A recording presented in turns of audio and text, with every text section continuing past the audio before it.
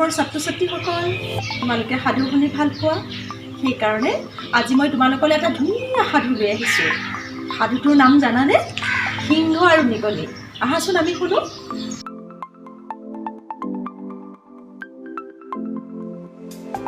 সময়ত এখন হাবিত এটা সিংহই বাস কৰিছিল। বৰ গৰম দিন আছিলে, সেইকাৰণে সিংহটো এজোপা গছৰ তলত জিৰণি ল'লে।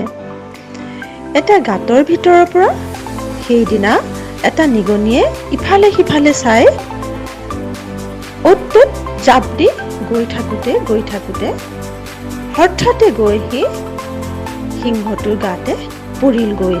সিংহটোৱে একদম গৰজি উঠিলে, মোৰ কেঁচা টোপনি তই কিয় ভাঙিলি? তোক মই আজি খাই পেলাম। নিগনিয়ে কান্দি কান্দি ক'বলৈ ধৰিলে, মোক নাখাব মহাৰাজ, মই ইমান সৰু। সিংহই ক'লে, তই মোক কিয় কেঁচা টোপনি ভাঙিলি? তোক মই খাম আজি। নিগনিয়ে ক'লে, নহয় নহয় মহাৰাজ, মই ইমান সৰু, মোক খালে আপোনাৰ কি হ'ব? মোক এৰি দিয়ক, মই আপোনাক সহায় কৰিম। তেতিয়া সিংহই ক'লে, তই ইমান সৰু, মোক কি সহায় কৰিবি? বাৰু যা, তোক এৰি দিলোঁ। তেনেকলত নিগনিয়ে সিংহক সেৱা এটা কৰি গুচি গ'ল।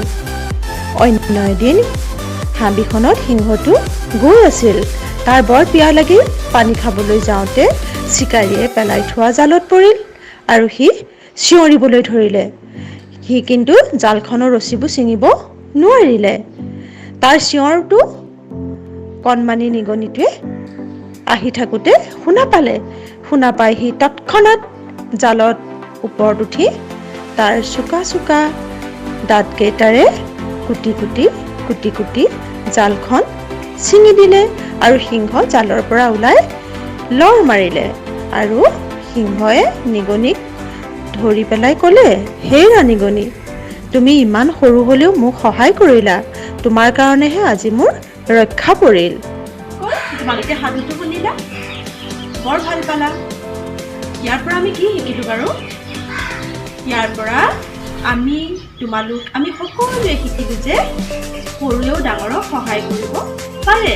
ইমান অকণমানি সৰু নিগনিটোৱে ইমান ডাঙৰ সিংহটোক কেনেদৰে জালখন কুটি মুক্ত কৰি দিলে আৰু সিংহটো বাচি গ'ল।